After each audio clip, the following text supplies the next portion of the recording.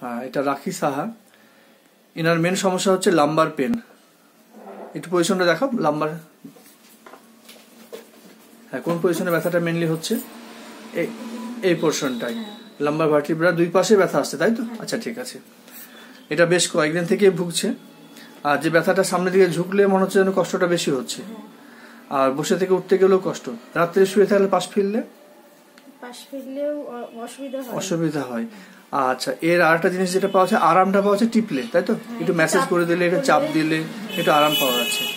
এই ওনার মেন সমস্যা। আর একটা সমস্যা যেটা আসছে হেডেক।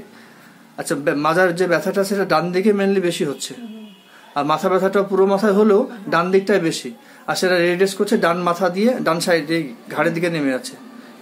এই সমস্যা। আদার সিমটমস কিছু নেই, তবে জেনারেলিটির মধ্যে যেটা পাচ্ছি, থার্স্ট, কপিয়াস, টাং ড্রাই, ইনডেন্টেড, স্টুল একটু কনস্টিপেটেড, চিলি পেশেন্ট।